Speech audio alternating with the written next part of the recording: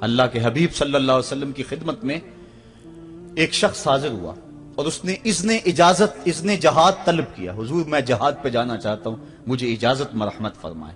حضور نے فرمایا احیٌ والدا کا, کیا تیرے والدین زندہ ہیں؟ قالا نعم, عرض کی ہاں حضور میرے والدین زندہ ہیں.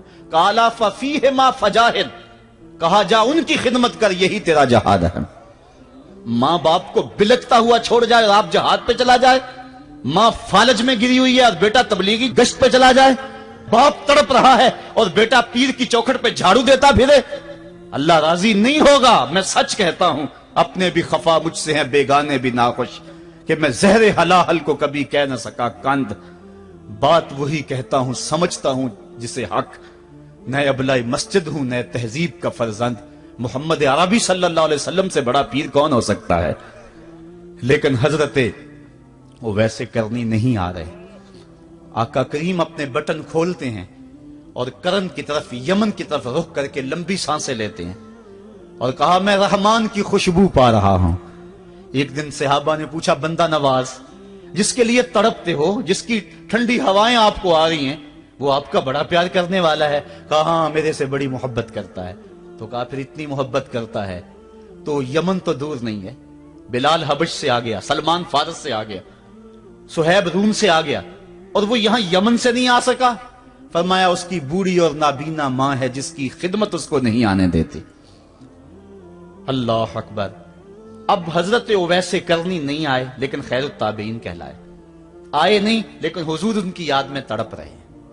اللہ, بلکہ حضور نے فرمایا کہ کوئی جائے اویس بن عامر کو ملے, اور جب ملے تو اس کو کہنا میری امت کی بخشش کی دعا کرے. جو ماں باپ کی خدمت کرتا ہے اس سے ثابت ہوا اس کی دعائیں قبول ہوتی ہیں. میں نے ایک روایت میں پڑھا ہے کہ جو آدمی روزانہ اپنے والدین کے لیے دعا کرے, والدین زندہ ہوں تب بھی, والدین فوت ہو گئے ہوں تب بھی, یہ عادت بنا لے, روزانہ ماں باپ کے لیے دعا کرے, ساری زندگی اس کے رزق میں بے برکتی نہیں آئے گی. اللہ اس کو رزق کی فراوانی عطا کر دے گا. اور جو والدین کے لیے دعا نہیں کرتا اللہ تعالیٰ کی رحمتوں سے محروم ہو جاتا ہے. حضرت ابو ہریرہ رضی اللہ تعالیٰ عنہ جب بھی ہاتھ اٹھاتے تھے تو یہ دعا کرتے تھے, اللہم اغفر لابی ہریرہ ولأمی ولمن استغفر لہما.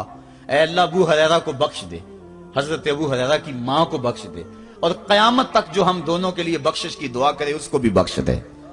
حضرت امام محمد بن سیرین ایک بزرگ ہوئے تابعی, جب بھی دعا کرتے تھے یہ دعا ضرور کرتے تھے, اے اللہ ابو ہریرہ کی بخشش کر دے.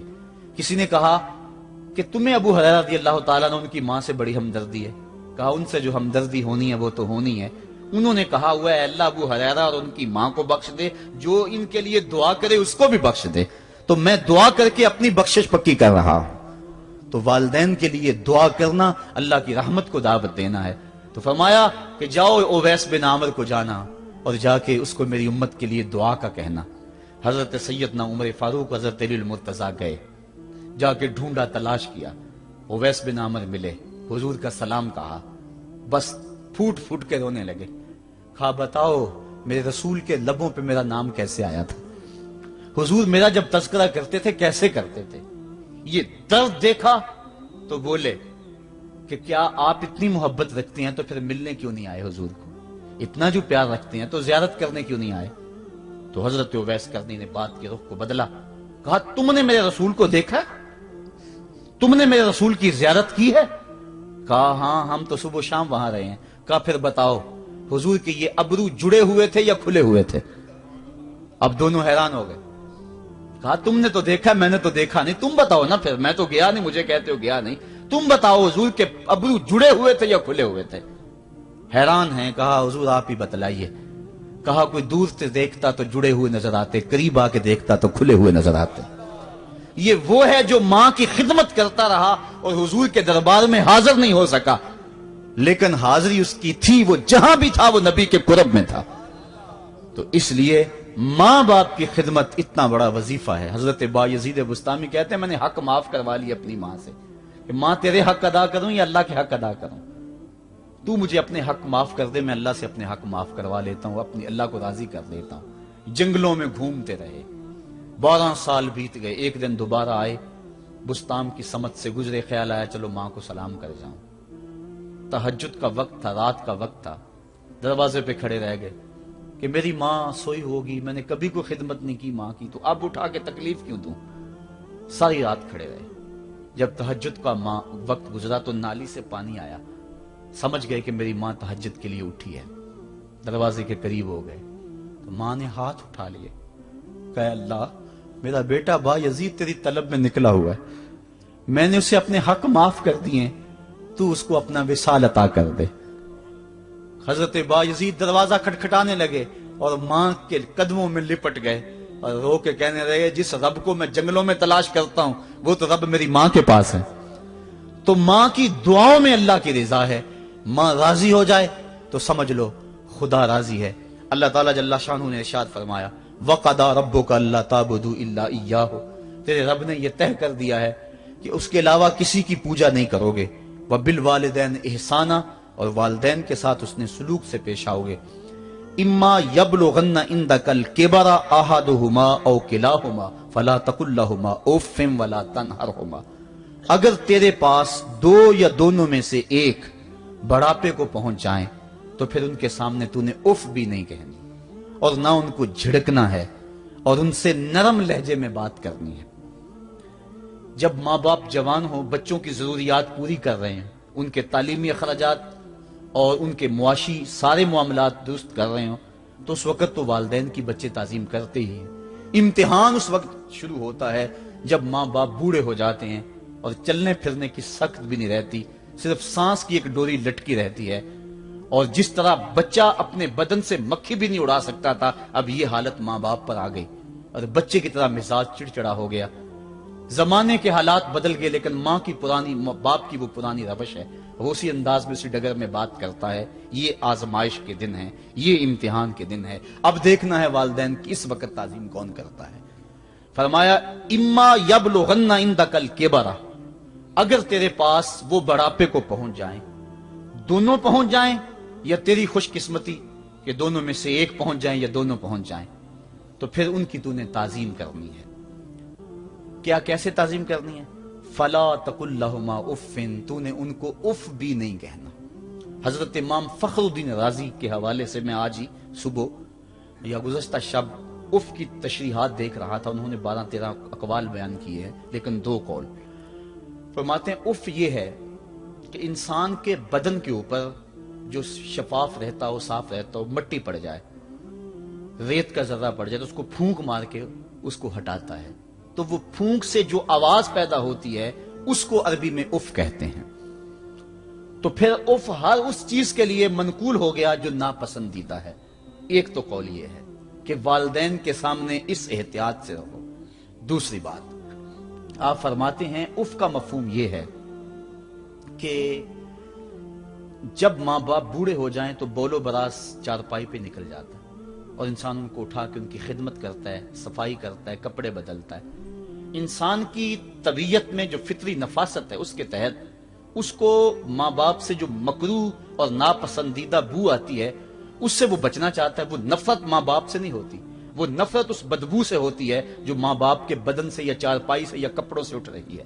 तो बंदा अपने जो है वो नाक पे कपड़ा रख लेता है उस बदबू से बचने के लिए। तो उफ के मफहूम को बयान करते हुए हजरत इमाम राजी कहते हैं कि इंसान को इस बात से भी रोका गया है कि तू अपने नाक पे कपड़ा रख के अगर उनको सफाई कर रहा होगा तो माँ बाप के नाजुक दिल पे कहीं ये बोझ ना आ जाए कि मेरा बेटा मुझसे नफरत कर रहा है। इसलिए वालिदैन की ताजीम का आलम यह है कि तू खुले नाक से उनकी खिदमत करे और वो बदबू सहता रहे और अपने नाक के ऊपर कपड़ा भी न रखे कि तेरे माँ और तेरे बाप के दिल के अंदर इतना खलाल और मलाल भी पैदा ना हो। यह है उफ का जुमरा। हजरत इमाम हसन रदी अल्लाह तआला अन्हु ने सारी जिंदगी अपनी वालिदा हजरत फातिमा तो ज़हरा के साथ बैठ के खाना नहीं खाया था। एक दिन हजरत सैयदा फातिमा ने फरमाया कि बेटा मेरा जी चाहता है कि मेरे साथ तुम बैठ के खाना खाओ, लेकिन तुमने कभी भी मेरे साथ बैठ के खाना नहीं खाया, क्या वजह है इसकी? हजरत इमाम हसन फरमाने लगे, अर्ज करने लगे, अम्मी मैं इस डर से आपके पास बैठ के खाना नहीं खाता कि कहीं किसी लुकमे की तरफ आपकी नजर बढ़ जाए और मैं अदमे आगही की वजह से अपने हाथ को उस लुकमे के पे डाल लूं और ना जान सकूं कि इस लुकमे को उठाने का इरादा मेरी मां के दिल में पैदा हो चुका है और मैं अल्लाह की रहमतों से महरूम हो जाऊं, इस डर से मैं आपके साथ बैठ के खाना नहीं खाया करता। यानी मां बाप की ताजीम का आलम यह है, उफ तक ना कहो।